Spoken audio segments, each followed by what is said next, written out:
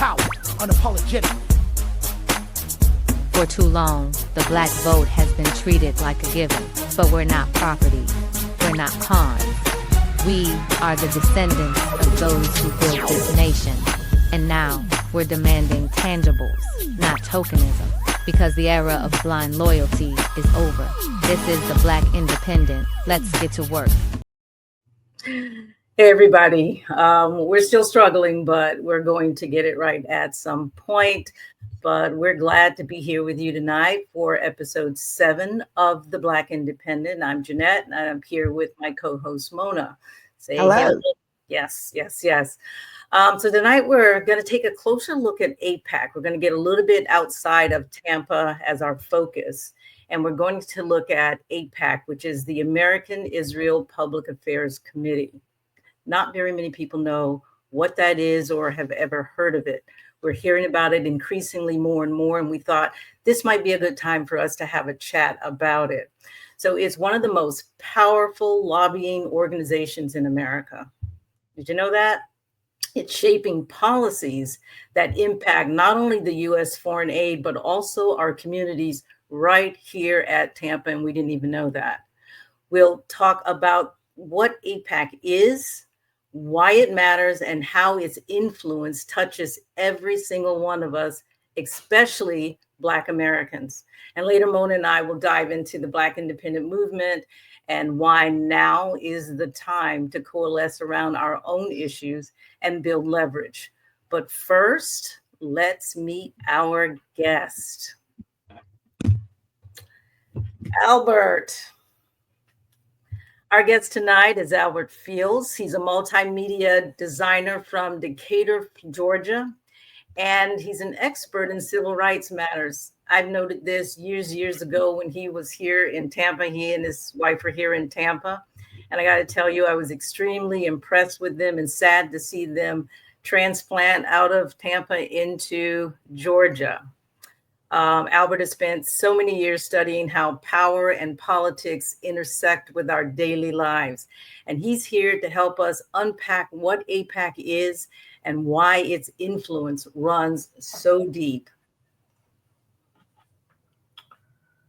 Jeanette, how are you doing today? I am doing extremely well. So I hope you're ready. We've had these talks before and throughout the election. So I want to start with the basics. So for those who may not know, and I know there's quite a few people out there that may not know, Albert, what is AIPAC? And more importantly, what does an organization like this have to do with American citizens? I mean, it's about Israel. Okay. I'm going to put it to you like this. Maya Angelou said that when someone shows you who they are, believe them. And so I'm going to share with you some of the things and what they've shown us, and then you tell me who they are. In '92, AIPAC raised $1 million for Bill Clinton. And in return, he supported the illegal settlements in the West Bank, over in Palestine. They give money all the time. Let me give you some of the top 10 members so I can give you an idea of what kind of money that they're giving away. Joe Biden got $4 million plus from them. Mitch McConnell got $1,900,000 from them. Ted Cruz got $1 million too. They just spent $14 million to unseat a Black congressman up in New York, Jamal Bowman. I remember. Yeah. What concern level do you have? And then even over in St. Louis, Missouri, where I spent most of my adult life, they spent $9 million to help get rid of Cori Bush over there. Yes. So you say to yourself, who is AIPAC and what do? They use money, like I've always said. How do you spell God? GOLD in today's environment, especially the political environment. Right. Use gold to get what they want. And what is their objective? Their objective is to ensure that any laws that are passed here in America benefit Israel, even if it doesn't benefit America. So these are lobbyists. This is a PAC that lobbies for Israel here in America. That's not making sense to me. Okay. I will be talking about special rules for special people most of the night. For instance, when you are a foreign country and you want to lobby in America, you can, but you have to register with the America's foreign registration, and they have to know where your money is going, how you're spending, and all that. Mm-hmm. Every other country, China, India, you name it, they have to register with this foreign group. The only country that does not have to register is, drum roll please, Israel. Israel. But why? Exactly. Okay. If you begin to look at the kind of money that they have, let me give you some background. First of all, it started back in the 50s and 60s, and John F. Kennedy was the last president who said, you are a foreign entity. You need to register as a foreign agent. And AIPAC, at that particular time, they were called the American Zionist Council. Mm-hmm. And so they went back and forth, and it kept ignoring John F. Kennedy. And Kennedy said, no, I'm just going to cancel. You're not going to be able to lobby anymore. And lo and behold, he got killed before he could make all of that happen. So we're not saying that they might have had a part in having him killed. No. I'm not going to go that far. I don't know enough about that. There are enough people out here that will put all that together. But I'm going to say, accidentally or by chance, they were able to leverage the fact that Lyndon Johnson came in. And once Lyndon Johnson came in, they changed their name to the American Israel Public Affairs Committee. Mm-hmm. That's now known as AIPAC. Everybody knows them as AIPAC. And from that point on, they began. Let me be clear. It's an American PAC. It's not Israel's. It's America's. This PAC belongs to America, not Israel, because I can't tell the difference. Your name is Jeanette Bradley. We get married. You now Jeanette Bradley Fields. Okay, you still Jeanette Bradley. Okay, so they added the American onto their name, and this is part of some of the things that I want to talk about tonight. How they have been very skillful, not only at using money to leverage some of the laws that they want to be in their favor, but they are also very skilled at using the media to get what they want. One of the historical facts is somewhere around 1950-ish, thereabout, they paid one journalist $50,000, which back then was a bunch of money, to write articles favorable to them, comparing them to America. Their whole concept has been to make Americans think that we have all suffered together. Mm-hmm. And we all have struggled together, and we are all one in the world. And therefore, we become, as Americans, more sympathetic to their goals and their directions. But we are extremely sympathetic, it seems so, to the tune of billions and billions of dollars that we send over there. So the question is, but see, here is where it gets real dicey. When you start looking at what the AIPAC group has done and has created in some kind of way, in many ways, you could call it a blueprint if you wanted to take that for the Black independence and see how we can move. Let's say we looked at, for instance, now, how much money are they spending in Congress? And how many people are they influencing in Congress? Just take a look. I brought a chart. Which shows you all of the seats in Congress, and I want to show you something about that seat. Okay. The blue represents, of course, the Democrats. The red represents the Republicans. But let me explain what it represents. It only represents the ones that are not taking money from AIPAC. You are kidding me. All those black dots that you see represents all of the congressional and senator people that are taking money currently from AIPAC. Now, how does that affect what happens to you in Tampa. That means that if a vote comes down and Tampa is trying to get some money, let's say, to expand an area, but if AIPAC does not like the idea of that for one reason or another, they can call those congressmen and have them vote against that. And now you lose out as a result. So, Albert, on the left, where the blue is, so are you saying, because we definitely have more Democrats than that, so are some of the Democrats in black? Democrats and Republicans. AIPAC is a nonpartisan controller. Okay. They don't care who will accept this money. One of the quotes from Jamal Bowman, the New York congressman that was just ousted, he says they come to you and they talk to you, and once they get their claws into you and you say yes more and more and you tweet more in their favor, you get more money. But when you don't go along with them, they spend all their time and efforts to get rid of you. So he's calling he's calling the new this new government, he says it's a plantation kind of government. Okay. Wow. It's a plantation kind of capitalism, because he says now that all of those dots, those black dots that you saw, Mona, Republicans and Democrats, they're all in it together, supporting the goals and the direction for Israel. Elian, the congresswoman out of Ilhan. Ilhan. Yeah, I always get the name mixed up. Mm-hmm. They said something about what's going on out here. She says nothing but the Benjamins. So she also said they're using money. And when they came back to her and said, well, who are you talking about? And she said one word, AIPAC. They're using Benjamins to control everything that's going on.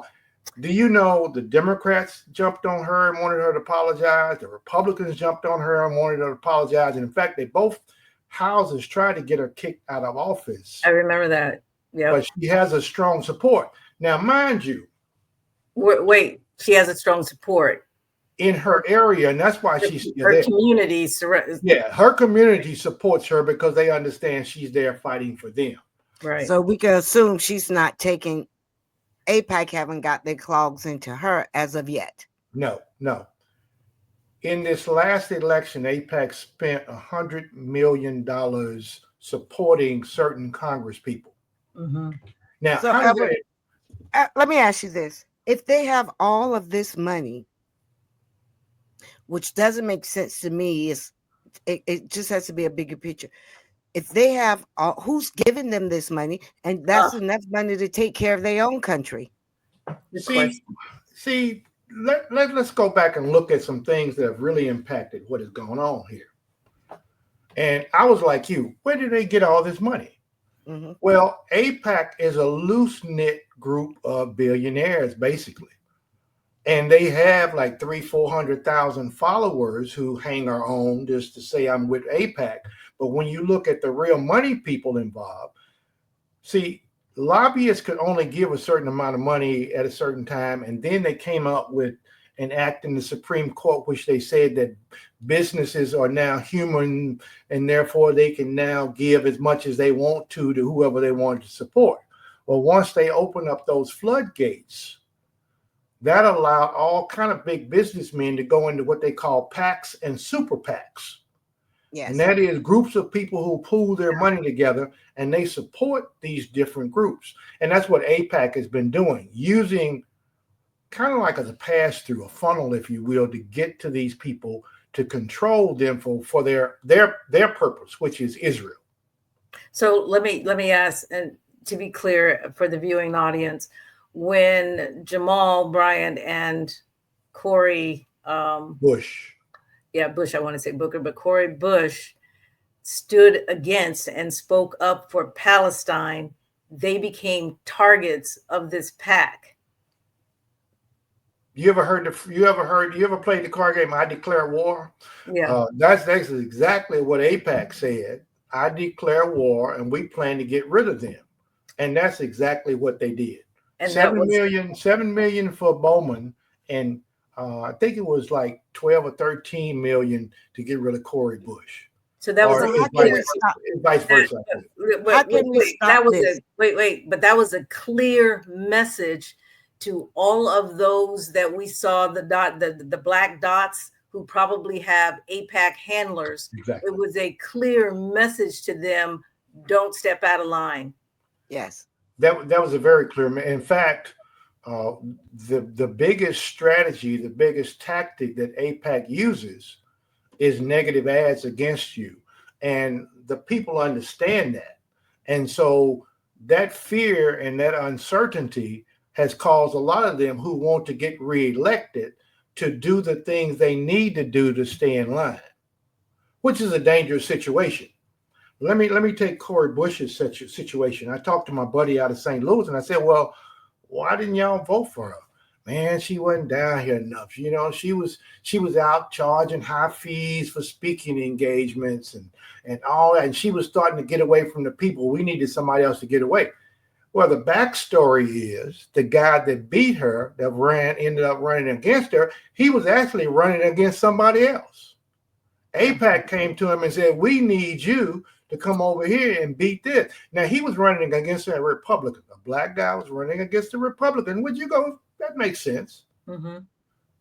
Now, if he had won, there would have been two of them out of the Missouri area. But instead, they said, "No, leave that Republican alone. We got them covered. We need you to take on Cori Bush."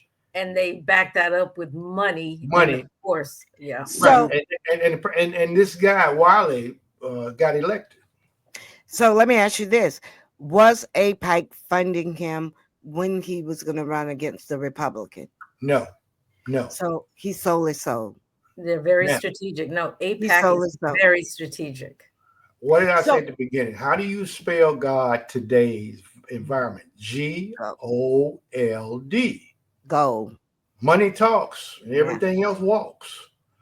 Dang. And that's where we are in this game. And like I said, Bowman he said it very clear. We're now being pimped. We're being used for the sake of money, and it's really hurting us. Yeah. So how are we going to stop it? How can we stop it or curb it? You didn't ask me to come on and tell you that. Because otherwise, our community in particular will always lose, will stay at the bottom. Because when I see, even like Cory Booker, he gets a lot of money from AIPAC. And we could say that we, the constituents now, if we hear that you're getting this money, we automatically going to have to vote against you. I think the challenge here is first understanding. And the fact that when you start seeing negative ads about somebody that you have supported, you need to go and walk yourself back and figure out why all of a sudden you're starting to see those negative ads. And usually the negative ads are the precursor to more money coming for the opposition. Yeah. Sure. That's the key. You know, first we smear you, first we make people feel that you're not with them anymore. We isolate you, and once we isolate you, we eliminate you. Yeah. So we see that here locally as well. But the fact of the matter is, if we continue to let these people take the money and sit in office and represent us, and I see it in the black in our black community, that they're not really fighting for us. They're not pushing our agenda. They're pushing AIPAC or Israel agenda. Of course, because Israel paid for it. I did a graphic that I think will explain one of the hurdles, the largest hurdle that you have when it comes to dealing with AIPAC. Because AIPAC, on the surface, people think AIPAC is a Jewish organization. It is not.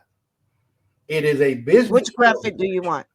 The Star of David up there, the big picture, because that's going to lay out what I'm talking about and why people are afraid to work through all of the situations.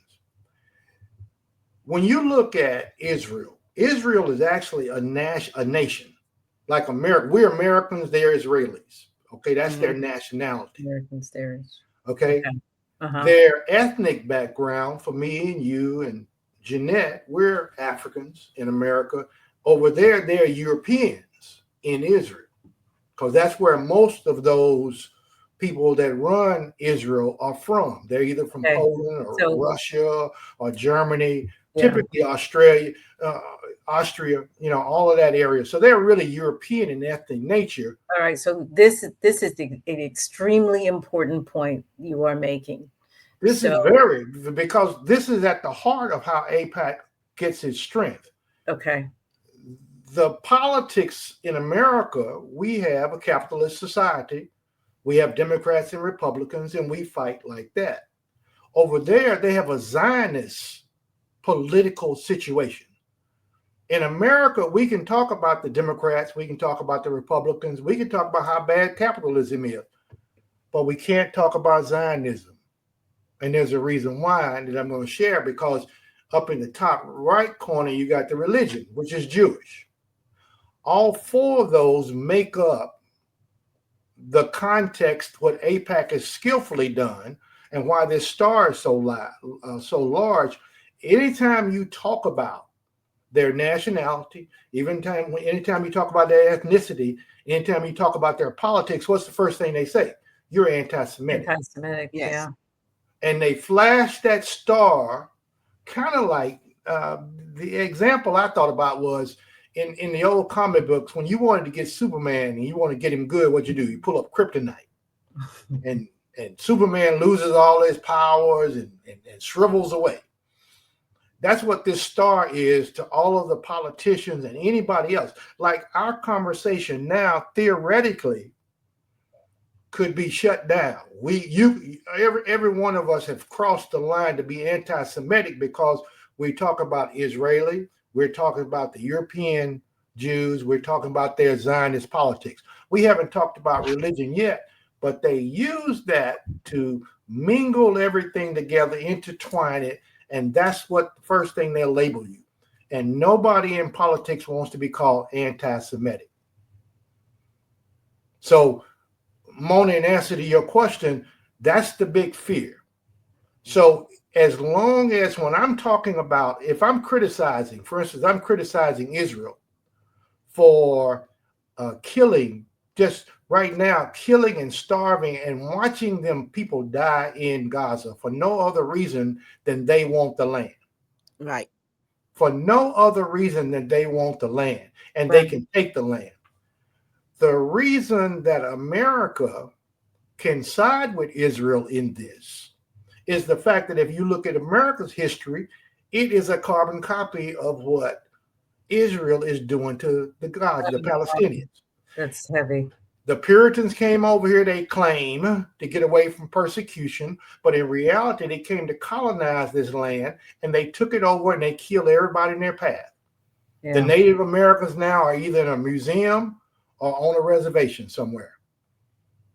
Over there, what's happening? The very same thing. They first corral them on a big time reservation called Gaza and the West Bank, and then they slowly are starving them, killing them to death. America spent over $17 billion in bombs to keep and allow Israel to bomb and kill innocent people that had nothing to do with anything other than they were in the way of what Israel want to do. Yeah. Now, once again, remember, we have not talked about religion yet. We're not talking about Jewish people yet. We're talking about political crazy people. We're talking about white Europeans who have come over there and decided they're going to take those people's land and rename it Israel in the name of a book that they wrote. And as we all know, what is that old saying? Until the lion learns to write, the hunter will always win the game in the book. Yes. Yeah. Like you that. See? So that's where we are. Now,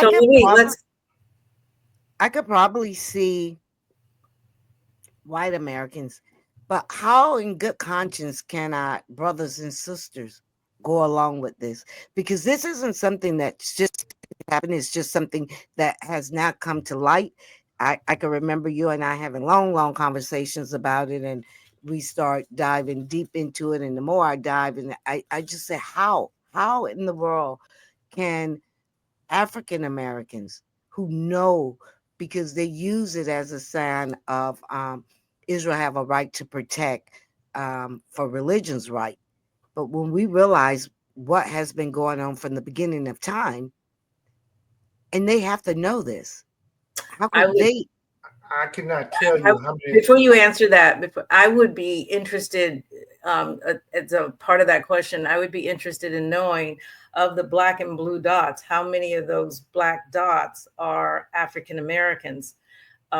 Because I think a lot of it has to do with, I need money to run and I can't necessarily get it from the black community. But if somebody comes knocking at the door, and everybody else is doing it, I think that a lot of us take that money, not really understanding what's going to happen, and all those things that black people want and desire go by the wayside. And But Jeanette, they know it's blood money. So well, so you know yes, they what's going to do. happen. They can't get in. They can't get in without it. Go ahead. I'm sorry. Yeah. Go ahead. You know what's going to happen, because here's some of the things that AIPAC will do. When you first come to Congress as a freshman Congress, they take you to Israel. Yes. In fact, in August, when the Congress shuts down, they take them to Israel, and they have an agenda in Israel, and they meet with the Israeli heads of states, and they have a different program set up for them, and they say to them, "Here is what we want you to do." One of the congressmen said that they said, "We want you to write a white paper on why it's important for America to support Israel." And the guy says, "Well, I'll support you until you get to this point right here." And the guy said, "Let me say it slow so you understand. If you want money from us, you will write this paper." And that's the kind of arm twisting they have been doing to ensure. So whether or not you're a black congressman, whether or not you're a white congressman, whether or not you're a Buddhist congressman, whether or not you're no matter what, they don't really care. They care about one thing, and that's Israel. That points to the significance of Mamdani and his debate performance, where the question was, what's the first thing you're going to do if you're elected mayor? And all of the candidates said they were going to Israel, except him. Yeah. Except him. And he stood on that. And that took a lot of, balls, given what you are saying right now. I laughed when I saw that, because I remember that old commercial that they used to have when you win the Super Bowl. What's the first thing you're going to do after you won the Super Bowl? And everybody was saying, "I'm going to Disneyland World," right? And I started laughing because everybody felt lockstep. Like clock. And he said very clearly, Mamdani said, "I'm going to go to the 5 boroughs who will elect me," which makes sense. Because we have Jews right here in New York. Right. But listen, Albert, I remember maybe, so I don't know if it was our people from Tallahassee, it could have been the Black Caucus, but they took them to Israel too. And I a couple of years ago, way before Gaza and them broke out, and I thought that was so strange. And then I know, like the Baptist convention, they love going over there. There is a strong ethos in the Christian community. Baptists are some of the strongest. Black Baptists are the real strongest. Mm-hmm. You know, that's really where you can get into it. And a lot of them believe that is where they're supposed to be, and that's where their loyalties are. In fact, here's some statistics for you. The Zionists are thought of primarily as Jewish, but really they're more Christian Zionists than they are Jewish Zionists. In fact, you can go Google. There are several of the rabbis who call the Israelis imposter Jews. Yes. Yes. No. They call them imposter Jews, and they lay out the argument of why they are imposters, because they are violating all the tenets of the Talmud. Hello. Yes. You see, Yeah. the people that originally founded Israel in 19, what was that, 19, early 1900s, late 1800s, some of them were atheists, but they were passing themselves off as a Jewish people, as if they were ethnic Jewish. Mm-hmm. And the Jewish people that oppose that say very clear, we're not an ethnic group. Anybody can become a Jew as long as they're willing to follow the Talmud. I think the president's daughter sort of converted to Jew. Yes, anybody can. It's just like becoming a Baptist. It's like becoming a Methodist. It's like becoming anything else. Or Muslim.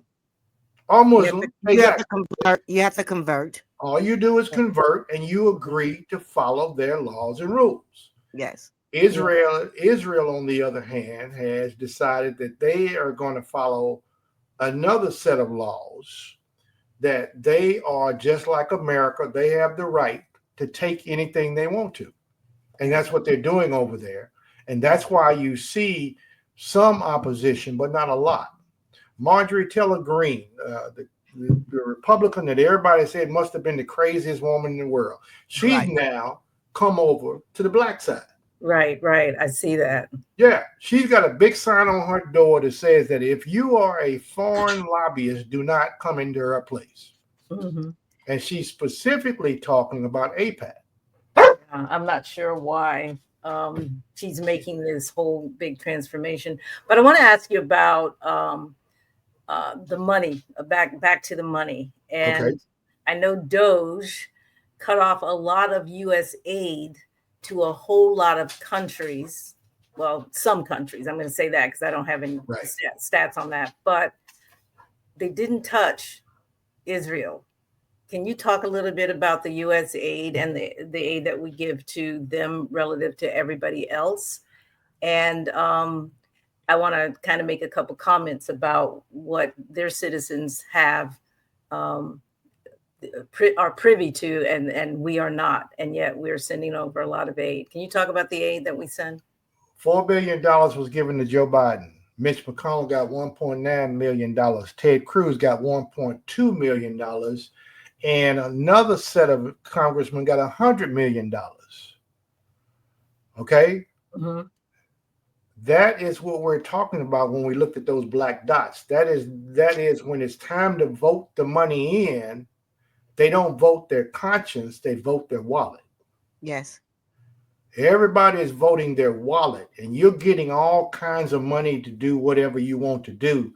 That's gonna help you decide how you actually run this country. And that's what Cory Bush has said before.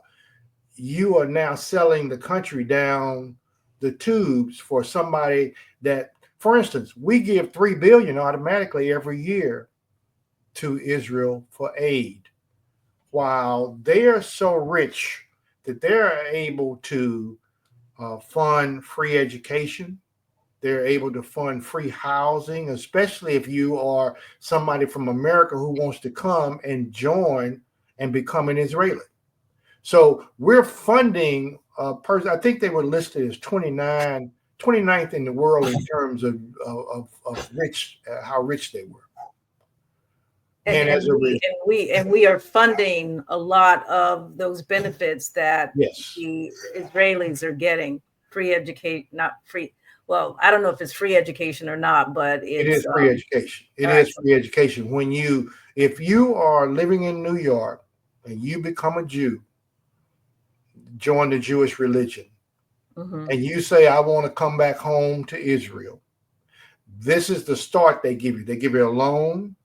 They give you a temporary job. They give you unemployment until you can find a job. They give you a house. They give you free education.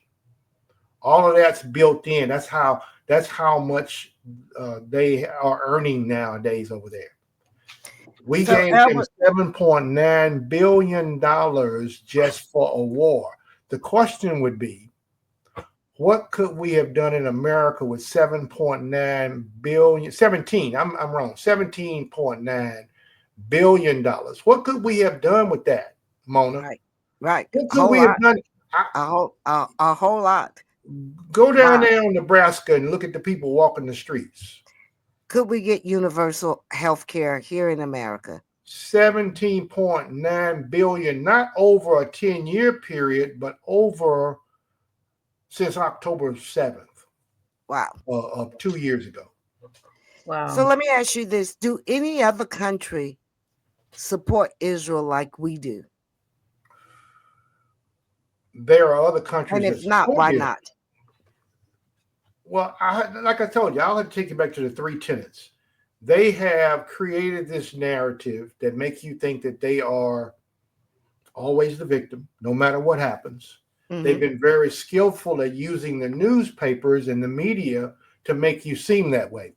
Begin to listen when Israel attacks and kills the people in Gaza, they will say 25 Gazans died yesterday. When the Hamas attacked and killed the Israel, they will say Hamas murdered 25 Israelis. You see the difference in the language? The same as the language when they talk about murder and stuff with Europeans in America and Black in America. We could tell by their voice of what they're saying who got killed. Yes. And see, you bring it back around to why people ask me all the time, why are you supporting them? Palestinians don't even like you. I'm not supporting Palestinians. I'm supporting justice. Right. That's what I'm supporting. I'm supporting because I understand where we have been. And if you look very closely, we're slowly getting back to the old days of people in America doing to us the very same things that they are doing over there to the Palestinians. Yeah. So let's stop it at the door. What is that phrase that says they came for the Catholics and I wasn't a Catholic, so I didn't say anything? Yeah. And then they came for the Jews and I wasn't a Jew, I didn't say anything. And then when they came for me, there was no one to speak for me. Yeah, absolutely. So it is important that we remember our history lest we repeat it. Right. And understand that we're not fighting for Palestinians, we're fighting for justice. We're fighting for equality. Yes. They sell the lie in Israel. AIPAC is good at selling the lie in Israel that what? They're the only democratic country over on that part of the world. That's a lie. They're not democratic. They believe in the religious trumps everything. They believe in the fact that if you're a Palestinian, in fact, if you are Jewish over there, but you're not European Jewish, you get second-class treatment as well. Wow. So it's almost like being, okay, here we go, light skin, dark skin, black folk. Right. Right. They treat you differently. Yeah.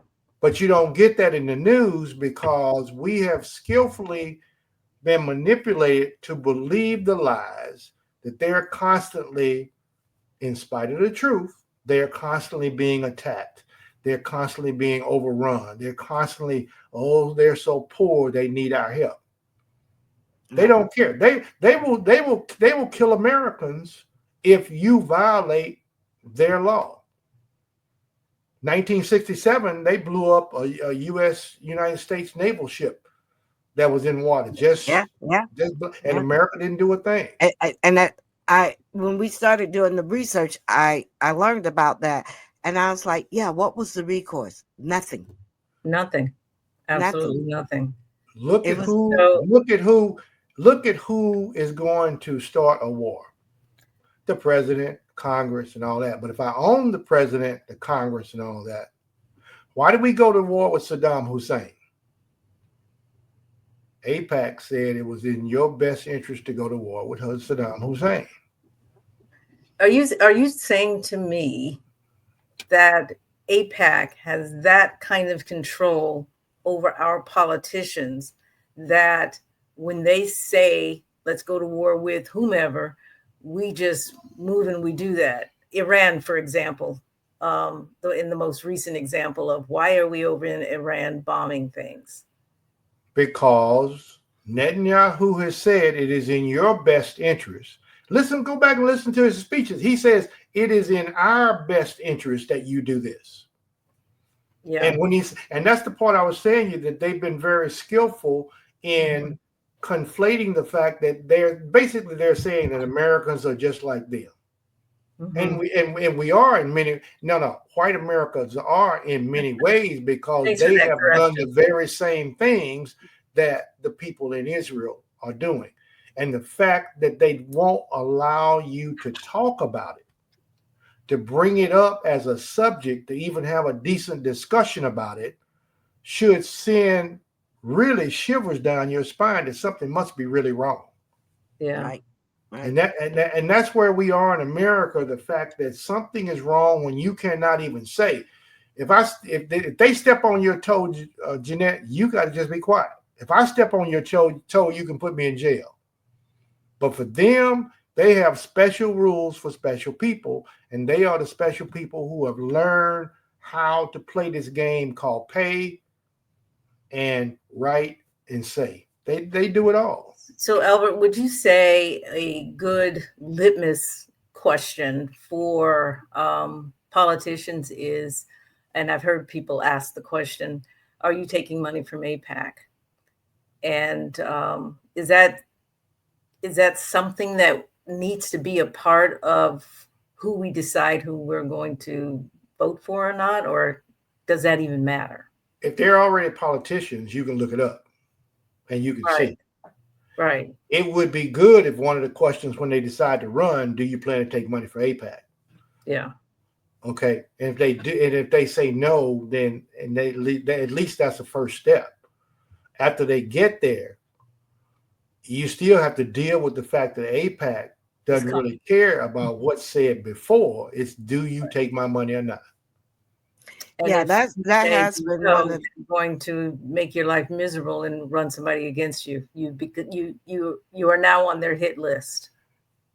For instance, all of those career politicians who don't want to leave office, they want to stay there the best they can. They always have one eye on fundraising and one eye on who's going to make who they're making mad, and so they have to pick and choose. And if it's a choice between you and me, Mr. and Mrs. Poor America, and somebody rich, who do you think they're going to listen to? It impacts us at every step of the way, because Cori Bush, for instance, was fighting for Missouri, getting money for Missouri, working through, but because she was against that one issue, they got rid of her. And now AIPAC moves on. Missouri, St. Louis will suffer somewhat under this new guy because he's already been bought by AIPAC. So he's got to go along with whatever they say. So even if he wants to pass a law, if AIPAC calls him and say, stand down, that's what happens. Right. So he's going to stand down like a little, you know what? I just don't understand how we're around here just selling our souls to these people. But what we're going to have to do, and I believe the people on the ground, if we gather and if we fight back and push back, because it is something I started asking maybe 2 years ago when we start learning about AIPAC. Do you take AIPAC money? And you're correct. I can look it up easily because I'm not dealing with that. I'm not dealing with too many people who take, even our local city council and county commission, who take a lot of money from big corporations, because we know you're now going to have to be doing what they want and not the best interests of the people. Mona, and so we just going to have to wake the people up. Who are the biggest lobbyists? NRA, AIPAC, yes, and AARP. Yes. We know what AARP does. They fight for the older Americans, trying to get more benefits for them. We know what the NRA fights for. It fights to keep control of guns and make sure that guns are in the hands of the right people. What does AIPAC do? They fight for Israel. And Marjorie and that's just crazy. Yeah, Marjorie Taylor Greene says America first. Yeah. Right. Well, Trump said that too. I know, No, but no, I'm but saying she, right now, yeah, she is straight up. She and Trump are at odds. Yes. right. Marjorie Taylor Greene is saying America first. And if there's a choice between supporting a cause for Israel that doesn't help us and supporting something that does help us, then it is a good philosophy to follow something that's going to help us. Of course. Okay, because long term they're not going to help us. They're going to help themselves. Absolutely. Yeah. Yes.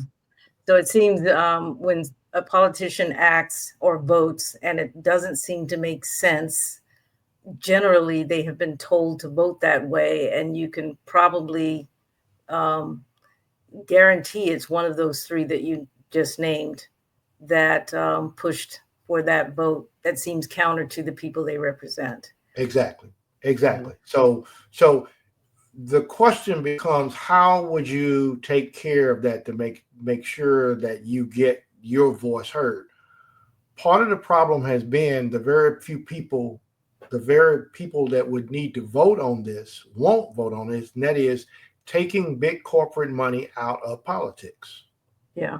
If you were able to somehow get that out of politics, that's a great start to the process. Yeah, it's the somehow, because if I paid all the politicians, all those black dots on that graph, if I paid the politicians, they're voting the way I want them to vote. And I'm saying, Exactly.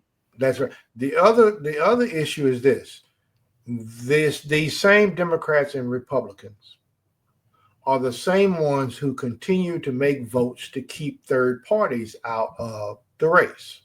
Yes. In other countries, they will have more than two parties, Yes. and they all have to work together and come to consensus.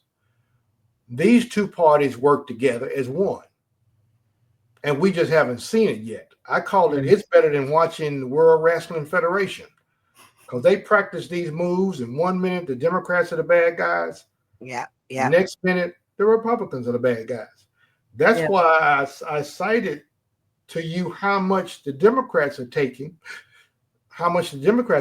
from AIPAC. Yeah. Yeah.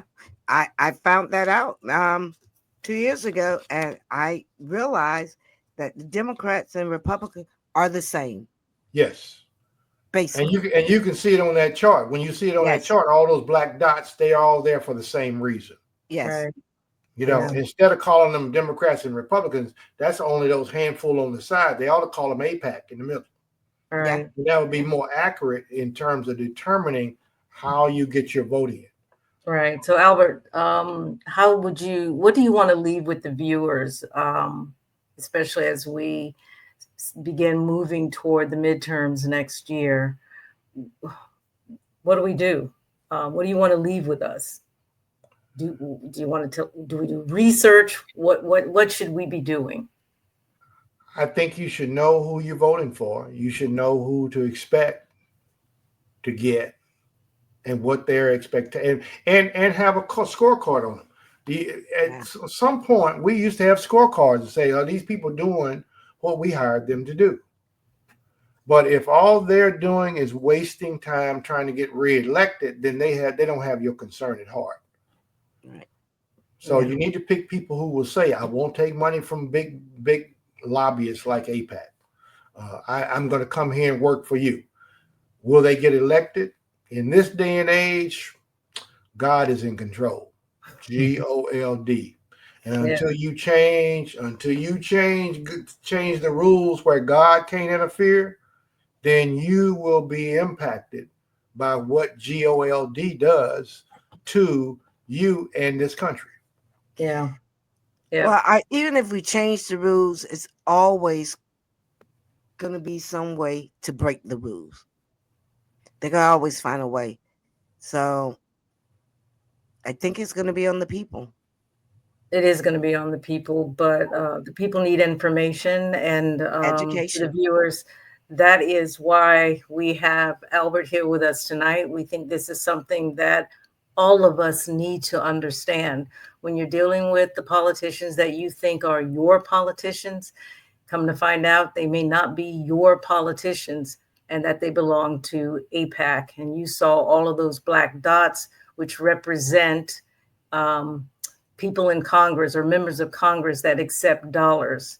And this is really important information, Albert. I want to thank you for taking the time to break this information down and connect the dots between AIPAC's power and how it impacts us. So it's clear that when organized money and influence take center stage, people like us, and especially Black communities, and I can't reiterate this enough, Black communities, we have to wake up. We get pushed further down the line. So how do you think Trump is able to do what he does? hmm. You know, he walked in here and started making executive orders. He's getting ready to put a new executive order in, just like that. Just put it in, and you don't hear a mumbling word out of people.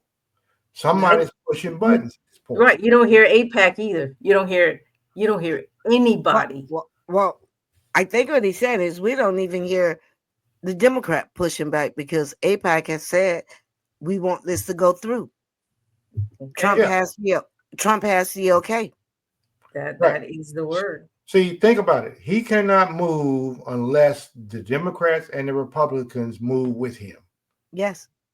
Now, I tell you, here's something for you to Google. Google how many on Trump's staff, on his cabinet, have dual American and Israeli citizenship. And that's we just heard about one that just went back to Israel for attempted rape or something. I'm not quite sure. He got caught in a sting where he was going supposedly to meet a young underage person and got there and there was a sting. He got away, and Israel allows the pedophiles and all of them, as long as they're Jewish or willing to convert to Judaism, allows them to come to Israel to stay. And that's what's happening. But just look at his cabinet. Just look at his cabinet, and you will see influence. This is what's not taught in school today. If we were educated on the idea of influence instead of one man, one vote, we would have a whole different attitude in terms of how we would operate. That's true. Very true. But we have been trained. Our Bible says one man, one vote. Yep. We're looking for honest people. What do their Bible say? One congressman, $1 million. That's what theirs says. Yeah. Okay. Yeah. It's GOLD, people. It's not going anywhere. Yeah. They're praying to GOLD. We got it. So we're going to have to end this segment, but Albert, thank you so much. We need to have you back on other issues because AIPAC isn't the only issue that I think we need to be concerned about. And you do a wonderful job of breaking it down so that we understand it. So if you guys have any questions, feel free to sort of put it in the chat and we will make sure that we get answers from our resident expert, Albert Fields. I'll even send you some videos that you guys, and if you want to be educated, that's out there that if you're still trying to watch MSNBC or CNN or ABC to try to get the real news, give you an alternative to at least begin thinking, why is this happening to us? It doesn't make sense. And that's the question. Why is this happening? Find the answers. Okay, we're going to segue into our next segment. Albert, again, thank you so much. Sure. My pleasure. You bet. Thank you, Albert. Bye-bye. Wow, that was interesting. Oh, my God. That was amazing. Can you pull that graphic down? Yep. Didn't realize it was still up. Yeah, that was amazing. I always trust what he tells me. I may not agree with some of the things that he may say, but in terms of approach, we may differ. But when it comes to the solid in-game, the information, I'm in sync with him and his wife. I think they are two people that will tell you the truth as they know it. Mm-hmm. And I'm just so glad that he came to join us tonight.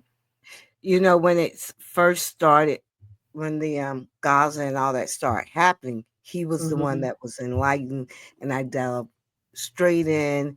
they used to shoot him questions, and gives, and he does the research. And I was just shocked at at at what we was discovering. Yeah. And when we had, I would say, somewhat intelligent leaders believing this BS and saying it was okay, I couldn't go along with it anymore. But you see, they know that it's They know the not truth. okay. They know the truth, but they also know, as Albert said, they also know who's paying the bills.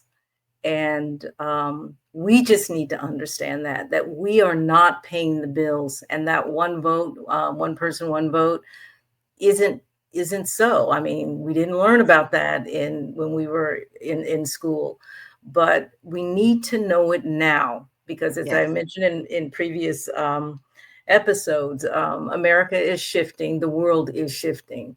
And in the case of Black folks, you're going to have to start making some shifts. You're going to have to start doing your own research, understanding how the world really works, and then position yourselves. And I don't mean individually, I mean collectively, because that's the only way you're going to have any kind of impact. And the best example I can give you right now is MAGA. Trump Yes. has no power, absolutely no power at all. But he knew that all he had to do was deliver on what their grievances were, and the rest of the Republican Party could not touch him. And he brought the oligarchs, the wealthy white elites, he brought them to the table because he had taken their most important tool, and that was the underclass, or the middle class, and the poor white man. Trump was able to take that tool, and they had nothing left. Black people need to understand we are such a large percentage of the Democrat vote that if we removed ourselves, all we're doing is creating leverage. And I think that takes us to our next. But go ahead. You wanted to say something before I go to the next. No, I was just going to say that if we understood the power, and I think that's what Trump understood, because what is happening right now, the Republican Party has had it in existence for 20 years, but they had no one to bring it forward. Right. And he did that. He was able to do that. Right. He was able to relate to the people that they had forgotten about. So the key is the movement happened first. It was always there, but it was contained. Yes. And I think it was Steve Bannon who recognized Trump as the possible, and I call him this all the time, the possible Trojan horse that would carry their issues. And he understood where the power was, and how back in 1676, he understood when the wealthy planter class, and I will get into this a little bit, I don't have my chart on this computer, but he understood how the lower class was pitted against each other based on race, and that was in order to maintain their control. And Sure. the white, what used to be indentured servitude servants, they liked that elevation and pretty much said, too bad, so sad to the Black folks, the Black freedmen and the slaves. And it's never been the same since. Ever since. Yeah.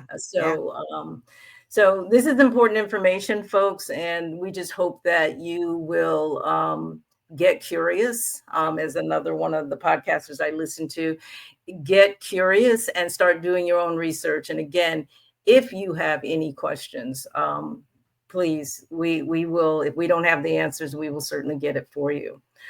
But that takes us into our next segment.